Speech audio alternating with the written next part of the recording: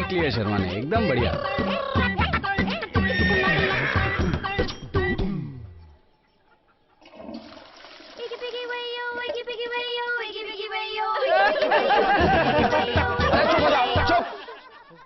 शर्मा जी के घर में टॉयलेट है पर आदत नहीं है। तरक्की की निशानी सिर्फ बाइक नहीं है जानी, शौच के लिए हमेशा शौचालय में जाना, खुले में नहीं। शौचालय की आदत पक्की, एक कदम स्वच्छता की ओर।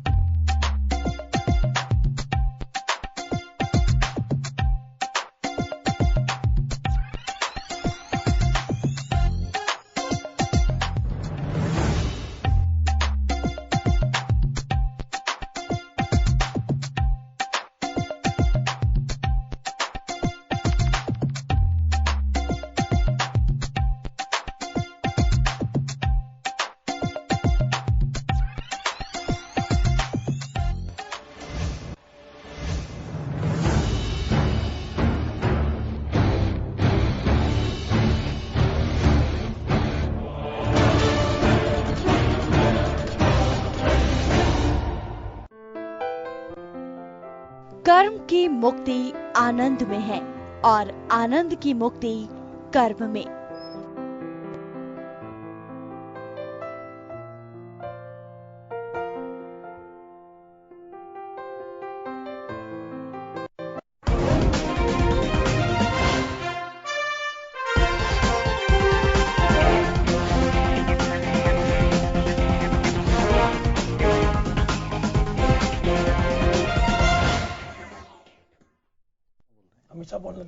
ब्रेक के बाद एक बार फिर आपका स्वागत है। आप देख रहे हैं खास खबर और हम चर्चा कर रहे हैं उत्तर प्रदेश के द्वितीय चरण और उत्तराखंड के मतदान की।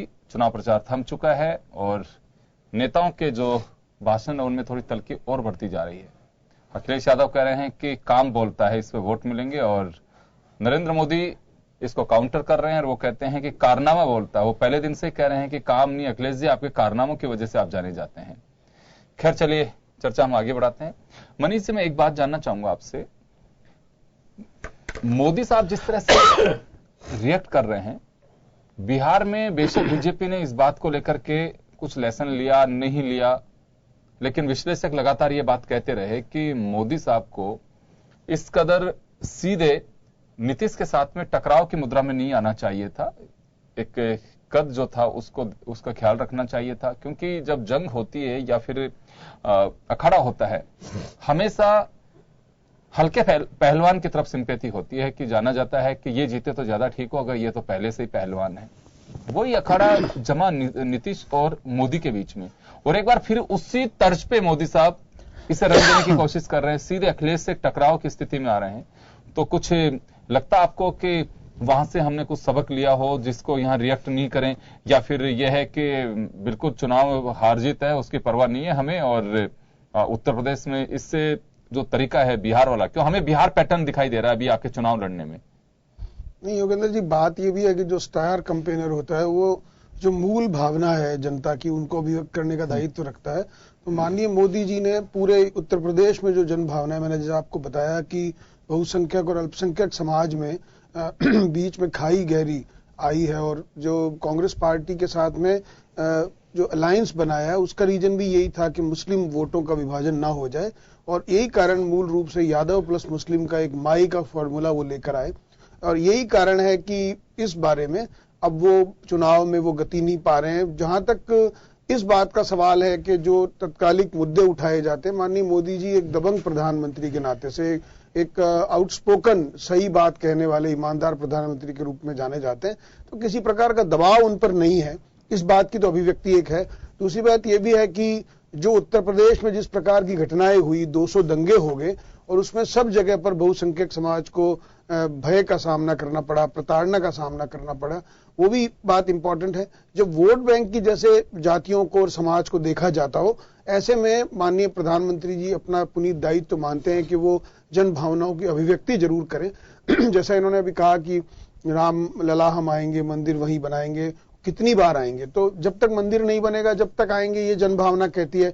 मंदिर बन जाएगा उस दिन, ये नारा अपने आप। लेकिन इनका आरोप दूसरा था। ठीक है, सही। मैंने आरोप इनका दूसरा है। विनोद यादव साहब का कहना, ये बात आपकी सही है कि संवैधानिक मामला है, न्यायालय के लिटिगेशंस में फंसा हुआ है और हम वचनबद्ध हैं कि जब तक वहां पे हम भव्य मंदिर नहीं बना देंगे तब तक हम लोग आएंगे जाएंगे, ये बात ठीक है। लेकिन ये इस बात पे आपत्ति नहीं है इनकी। विनोद यादव जी की आपत्ति यह है कि चुनाव के वक्त ही हम आएंगे, मतलब हमारे जहन में राम जो है वो चुनाव के वक्त ही उतरेंगे।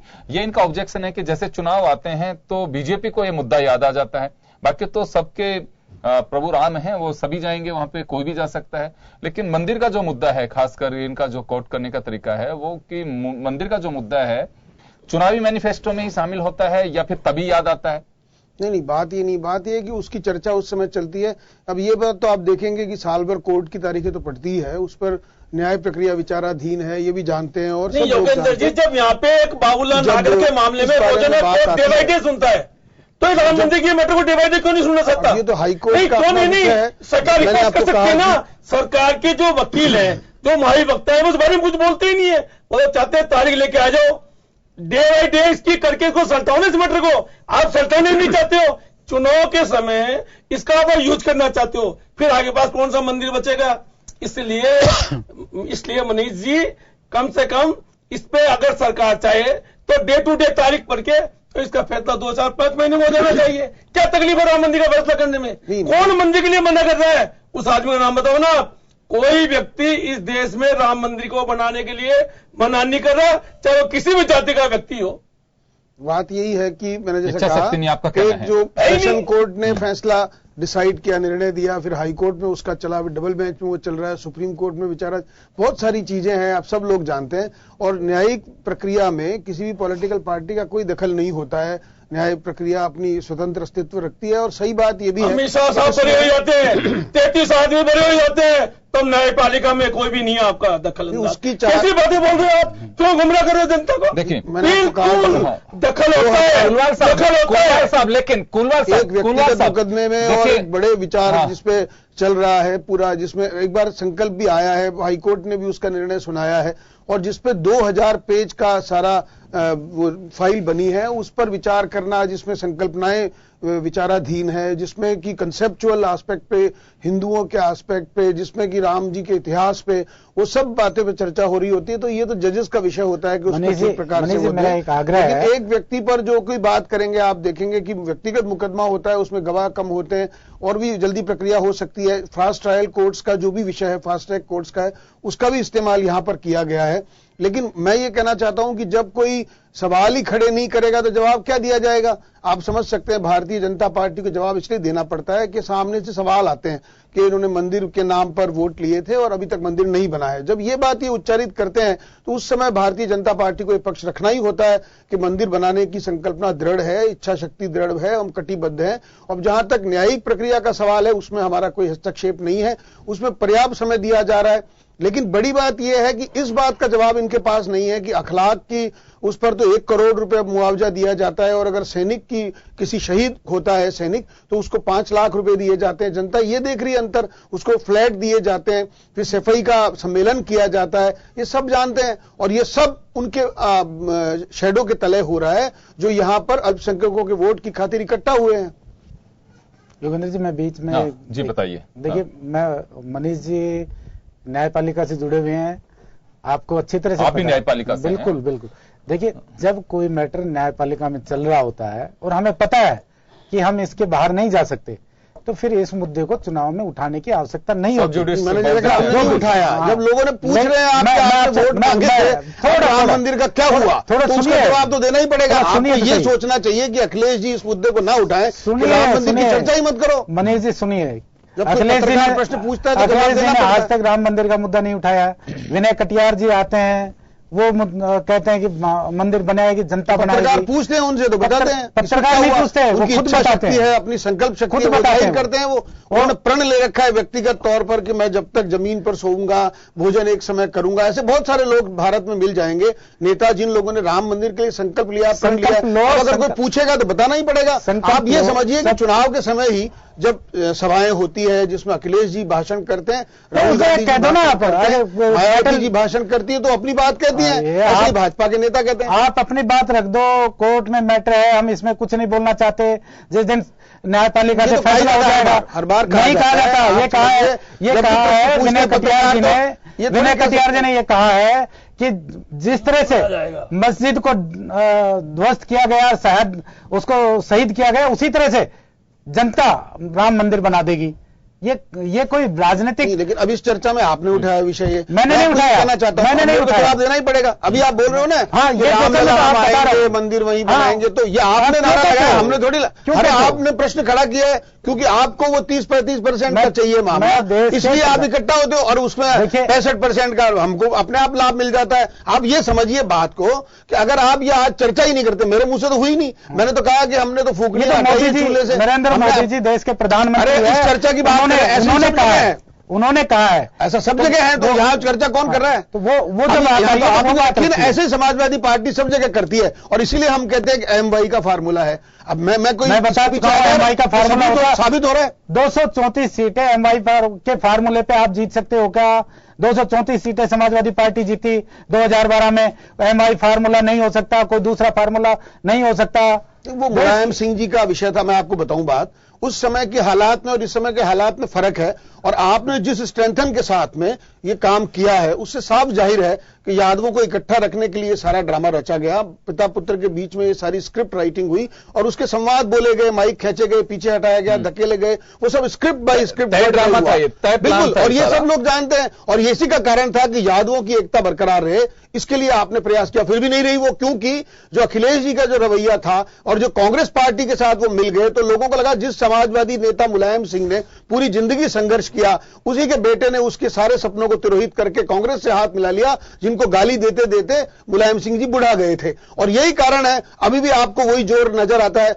एमवाई का फार्मूला कहा जाता है, राम मंदिर का उच्चारण आप खुद करते हो यहां पे, जैसे इस चर्चा में आप कर रहे हैं, ऐसे और जगह और समाजवादी नेता करते हैं। तो हम यही पूछना चाहते हैं कि ऐसा क्या आकर्षण है? वो 35% का आकर्षण है, तभी तो आप ये सब कर रहे हैं।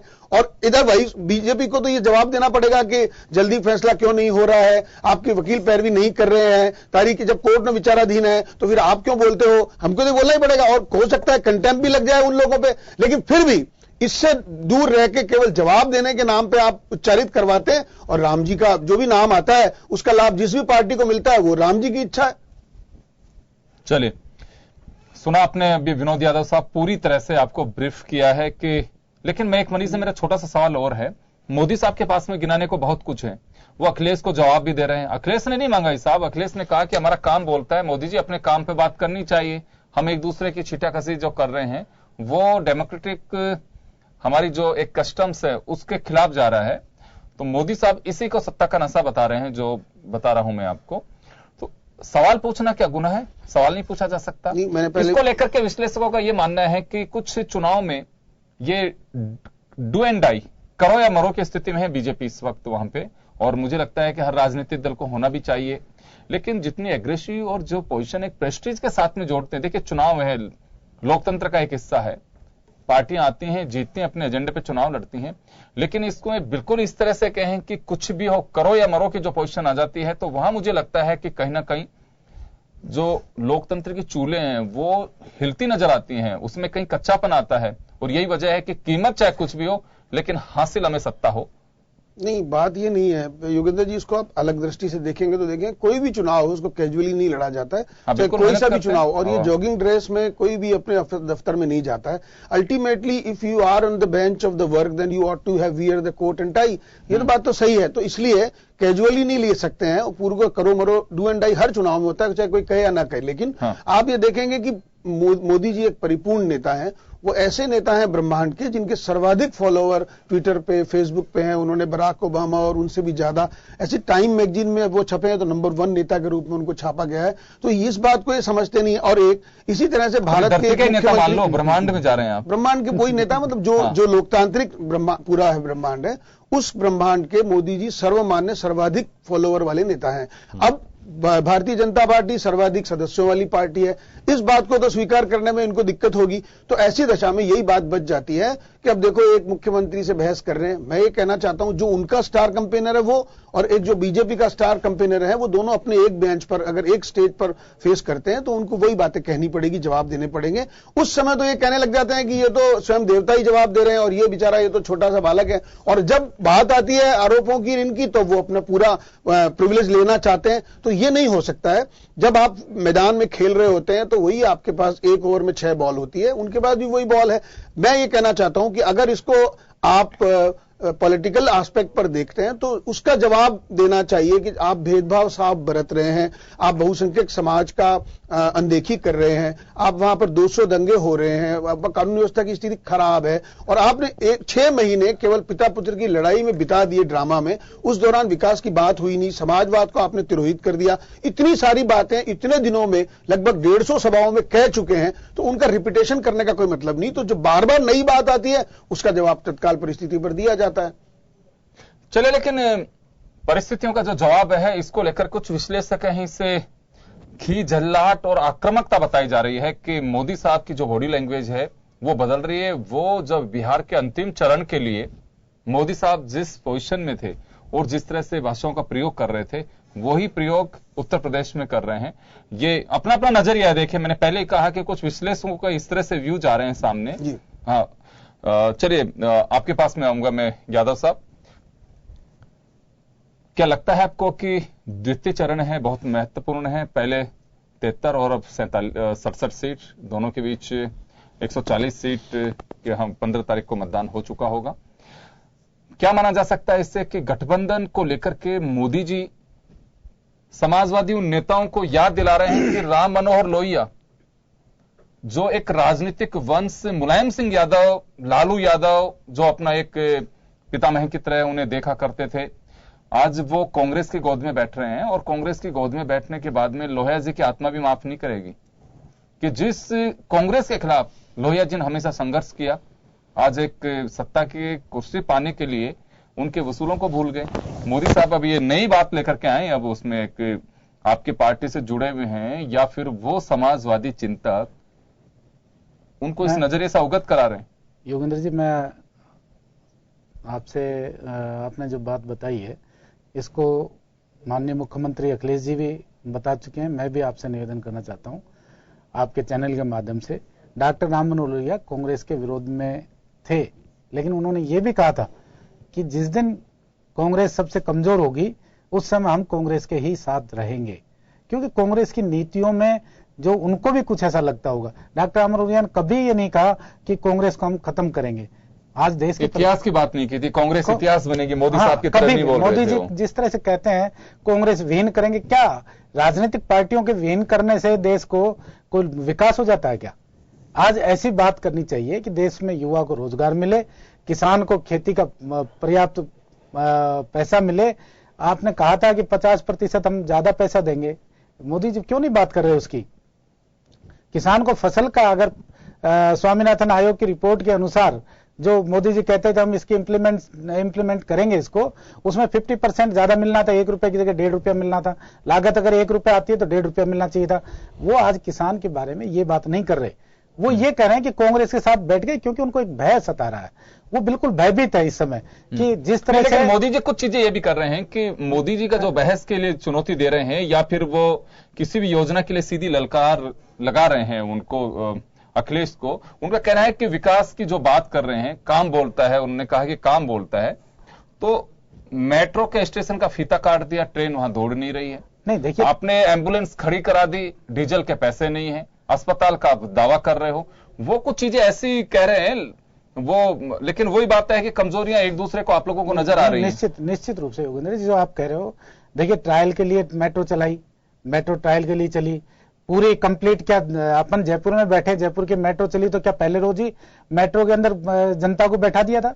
नहीं, लेकिन उद्घाटन के बाद में लगातार बैठाया गया। नहीं, उद्घाटन होता है, उद्घाटन से के बाद में ट्रायल जो हो रही है वो ट्रायल भी तो चलेगी। 2-3 महीने 4 महीने उसमें ट्रायल में लगते हैं। मोदी ये कह रहे थे कि थोड़ा सब्र लेना चाहिए था, ट्रायल कंप्लीट कर लेते, उसके बाद में ही आप उद्घाटन करते, लेकिन तो उद्घाटन पहले कर दिया, ट्रायल बाद में चला रहे। नहीं, आप इससे इतने भयभीत क्यों हो रहे हो? वो 2-3 महीने बाद चलेगी या 2-3 महीने तैयार तो हो गई।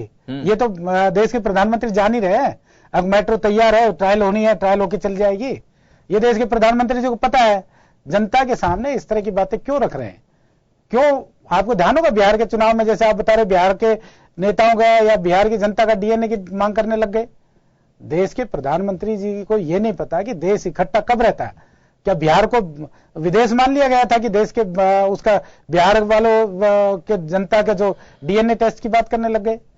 ये देश के प्रधानमंत्री हैं, किसी भारतीय जनता पार्टी के, जैसे हमारे साथी कुलवाल जी कह रहे थे, बिल्ला लगा के जिस तरह से और सेल्फी लेते हुए, आपको भी ध्यान होगा, सेल्फी ले रहे थे यहां पे वो कमल के फूल के साथ में। देश के प्रधानमंत्री को इन चीजों से दूर रखना चाहिए। ठीक है, जब प्रधानमंत्री नहीं थे, भारतीय जनता पार्टी का खूब प्रचार किया उन्होंने और हमें भी कोई उसमें आपत्ति नहीं थी। आज देश के प्रधानमंत्री है तो कम से कम एक कमल के फूल को साथ में ले जाके, जो बीजेपी का चुनाव चिन्ह उसको तो साथ नहीं रखें। आप प्रचार करें, तो लेके जाएंगे, प्रचार करें। मैं मनीष जी आपसे बता दूं, दुनिया के अंदर कोई भी नेता चुनाव के अंदर अपनी पार्टी का सिंबल लेके कभी भी नहीं जाता, और ना ही भारत के अंदर ऐसी परिपाटी है। भारत के अंदर कोई भी नेता, आज अपने प्रधानमंत्री की बात कर रहा हूं मैं, कोई भी प्रधानमंत्री या कोई भी नेता अपने जैकेट पे या अपने कुर्ते पे या अपनी शर्ट पे जो भी पहन रखे है उस पे अपना पार्टी का सिंबल लगा के जाता हूं। आप किसी नेता को बता दीजिए। लेकिन चुनावी सभाओं में नहीं लेके जाते कोई भी। अरे वो नहीं ले जाते तो ले जाए, उनको कहो आप क्यों देश का प्रधानमंत्री लेके आए अपने चुनावी सभा में? देखिए आग्रह कर रहा हूं, लेकिन यादव साहब देखिए, नरेंद्र मोदी अगर किसी उत्तर प्रदेश, उत्तराखंड या फिर दूसरे राज्यों में चुनावी सभा में अगर जा रहे हैं तो बीजेपी के एक स्टार कैंपेनर के नाते जा रहे हैं। निश्चित रूप से प्रधानमंत्री के पद पे वो आसीन है, ये बात ठीक है, ये एक एडवांटेज है। प्रधानमंत्री जी कहे वो हमने ये तो बात बोली फिर आपको, उसके बाद में बोला आप कैसे बोल रहे हो? भारतीय जनता पार्टी सब इसलिए कहना पड़ रहा है ना, चुनाव में बल्ला लगाए क्यों जा रहे हैं? क्या अगर आप प्रधानमंत्री जी हैं अपनी मर्यादा में रहे, मर्यादा का पालन करें। क्या ये तो बोल रहे हो साहब आपसे? क्या योगेंद्र जी, उनको देश के प्रधानमंत्री को जो सुरक्षा मिलती है वो हट जाती है चुनाव सभा में जाते हैं तो? देखो एक सिक्योरिटी का रीजन क्यों? जब वो अगर यही कह रहे हैं कि मैं भारतीय जनता पार्टी का नेता हूं और भारतीय जनता पार्टी के नेता के रूप में आया हूं, तो जैसे पहले चुनाव प्रचार करते थे क्या वैसे ही मिलती है? पूरी सुरक्षा उनको मिलती है, पूरी एसपीजी सारा सब कुछ लवाजमा उनके साथ रहता है। तो सारा लवाजमा जब उनके साथ जाता है तो वो प्रधानमंत्री को मिलता है। देश के अंदर बहुत से लोग हैं, 125 करोड़ लोग हैं। और जहां तक आपने पूछा दूसरे चरण और पहले चरण की बात, मैं आपसे ये आग्रह कर रहा हूं, आपने भी महसूस किया होगा कि जो भारतीय जनता पार्टी के राष्ट्रीय अध्यक्ष आदरणीय अमित शाह जी ने जो प्रेस कॉन्फ्रेंस की, और उस प्रेस कॉन्फ्रेंस में उन्होंने एक चीज रखी, पहले वो समाजवादी पार्टी से बीजेपी की टक्कर बता रहे थे, बाद में वो बीएसपी से कह रहे हैं कि हमारी टक्कर बीएसपी से हो गई। इसका मतलब क्या है? आप एक सीनियर पत्रकार है, आपको भी आभास है कि वो ये चाहते हैं कि समाजवादी पार्टी का वोट अगर बीएसपी को हम बताते हैं तो ये जो गठबंधन है इसका वोट अगर बीएसपी की तरफ जाता है तो हम कहीं फाइट में खड़े रह सकते हैं। उनको आभास हो गया है कि फर्स्ट फेज में बिल्कुल भी वो कहीं है ही नहीं धरातल पे, और बिल्कुल एक जो अभी कुलवाल जी कह रहे थे बिल्कुल सही बात कह रहे हैं कि उनको बिल्कुल नीचे जाना पड़ेगा। चलिए कुलवाल साहब आपके पास में आ रहा हूं मैं एक बात जानना चाहता हूं, आपका काफी राजनीतिक एक्सपीरियंस है। मोदी साहब स्टार कैंपेनर के रूप में वहां पे हैं, पार्टी के बहुत सारे नेता भी हैं। उत्तर प्रदेश में अगर चेहरे अगर कहीं पे हैं किसी पार्टी के पास में तो बीजेपी के पास में है वहां पे, चाहे स्थानीय हो चाहे राष्ट्रीय नेता हो। एक पूरी फौज है उनके पास में, कार्यकर्ताओं की बड़ी एक फहरिस्त है कि ये लोग वहां पे मौजूद हैं। क्या इसका असर कुछ ऐसा हो सकता है कि जिसकी वजह से महसूस हो कि 2014 के लोकसभा चुनाव 328 विधानसभा सीट पर बढ़त हासिल करके 73 सीट गठबंधन के साथ में जीती, 71 इनकी थी और 2 अपना दल की जीत करके गए थे। क्या रंग ऐसा चढ़ता नजर आ रहा है अभी? देखिए योगेंद्र जी, आज जब प्रधानमंत्री जी हर बात नई बात करते हैं तो मैं आज आपके इस टीवी चैनल के माध्यम से कहना चाहता हूं कि देश का कितना पैसा खराब हो रहा है, देश के गरीबों का कितना पैसा इन चुनाव में जा रहा है। मैं ये बोलना चाहता हूं, प्रधानमंत्री जी अभी बचे हुए 5 चरणों के लिए एक तरफ प्रधानमंत्री जी खड़े हो जाए 1 घंटे की अपनी स्पीच दे देवे, एक तरफ एक गठबंधन खड़ा हो जाए अपनी स्पीच दे देवे, और एक तरफ बहुजन समाज पार्टी खड़ी जाती है अपना स्पीच दे देवे। ये जब पता पड़ेगा प्रधानमंत्री जी को, और जब इनको सत्य झूठ का पता पड़ेगा कि मैं कहना क्या चाहता हूं, नई चीज लागू कर लेना आज से ही, तो वो जवाब भी इनको उस मन से मिल जाएगा, उत्तर भी उस मन से मिल जाएगा और प्रश्न भी उस मंच भी हो जाएगा। सवाल है कि आज प्रधानमंत्री जी, आप बोले इनके पास एक बहुत बड़ी फौज है। हमारे देश में अभी फौज की जरूरत नहीं पड़ी, मगर आपने बोल दिया चुनाव के लिए इनके पास फौज है। अगर इनके पास स्टार प्रचारक होता ना, तो देश के प्रधानमंत्री जी एक एक वार्ड के गली गली की मीटिंग नहीं करते। चुनाव की घोषणा जैसे शुरू हुई उससे पहले तो मोदी जी 16 मीटिंग जाके करके आ गए थे। मुख्यमंत्री का उम्मीदवार देखिए, आज इनकी स्थिति बहुत दयनीय स्थिति है। मोदी जी को लग रहा है कि मैं 5 राज्यों में चुनाव हार रहा हूं, और हार के बाद मोदी जी की स्थिति क्या होने वाली है ये तो भारतीय जनता पार्टी के नेता जाने और भारतीय जनता पार्टी जाने। सवाल है कि बहन मायावती ने कभी भी कोई ल्यूज टॉक्स बोला हो, इन्होंने क्या क्या शब्द बोले, इन्होंने कितना उन पे दबाव बनाया, चुनाव से पहले सीबीआई की बातें की, कभी उनके भाई आनंद में बातें की। चुनाव लड़ रहे हो कि अब हमको धमकी दे रहे हो। देखिए, धमकी से हम डरने वाले नहीं है, हम गरीब लोग हैं, हमारा कुछ जाने वाला ही नहीं है। हम गरीबों के नेता हैं, बहन मायावती गरीबों के नेता है, सर्व समाज के गरीबों के नेता है, और यूपी की जनता ने तय कर लिया है ये गठबंधन जो हुआ है ना, ये भ्रष्टाचारियों का गठबंधन है, और इससे गठबंधन आगे चलेगा नहीं चलेगा ये वक्त बताएगा। मगर यूपी में बहुजन समाज पार्टी से चलिए, दावे अपने अपने हैं। मनीष जी, एक आखिरी सवाल है आपसे मेरा। बिहार विधानसभा चुनाव के दौरान पूरी विकास के लिए तिजोरियां खोल दी थी कि बिहार की जनता का दर्द मुझे महसूस होता है। मोदी साहब ये कहा करते थे। उत्तर प्रदेश की जनता का भी दर्द महसूस हो रहा है उनको। क्या कोई मोदी साहब के पास में, मुझे लगता है कि इससे बड़ा कोई प्लेटफॉर्म नहीं हो सकता था? वो बताना चाहिए था कि बेशक हम बिहार में हार गए हों, हमारी सरकार नहीं बनी, लेकिन विकास के लिए हम पीछे नहीं हटे। बिहार का विकास हमने बदस्तूर किया। केंद्रीय योजनाएं आप देखिए, बिहार में हमने इतनी दी। नीतीश कुमार उस पर ठप्पा लगाए नहीं लगाए, लेकिन वहां की जनता लगाती है। तो ये मुझे लगता है कहीं सुनाई में नहीं आ रहा। मोदी साहब ये कह सकते हैं, उस वक्त बोली लगा रहे थे जिसका लालू और नीतीश ने, आप लोग जो सोच रहे थे उससे भी ज्यादा अनुमान लगा करके उसको डाइवर्ट कर दिया। तो अब कुछ बताने लायक है कि बिहार में हमने जो वादे किए थे, देखिए प्रधानमंत्री का वादा था, ये बीजेपी का वादा नहीं था। उन्होंने कहा था कि विकास में कोई कमी नहीं आने दी जाएगी।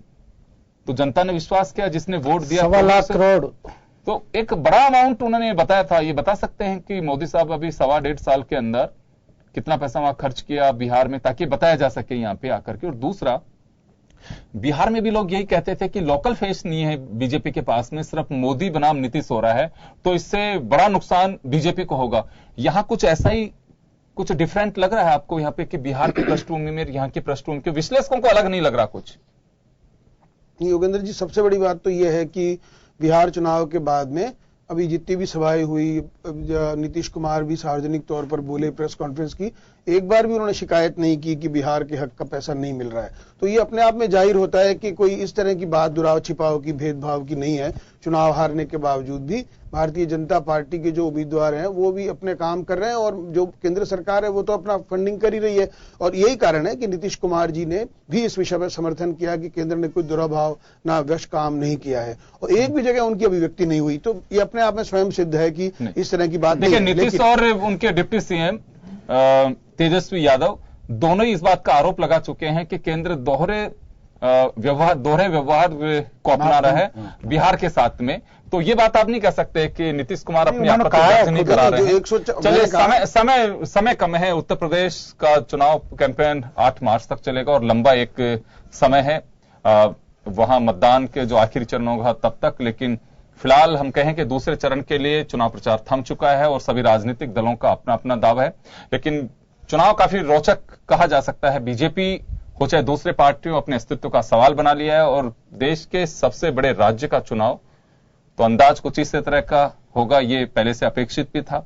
खैर, मोदी साहब और अखिलेश दोनों के काम और कारनामों को लेकर के अभी चर्चाएं काफी जोरों पर हैं। चलिए, बहुत बहुत शुक्रिया आप सभी का, और खास खबर में बस इतना ही। दीजिए इजाजत, नमस्कार।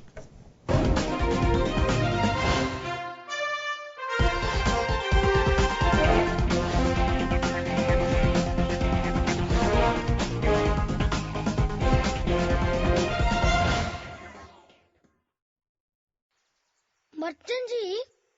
हाँ बोलिए बच्चा जी। आपकी एक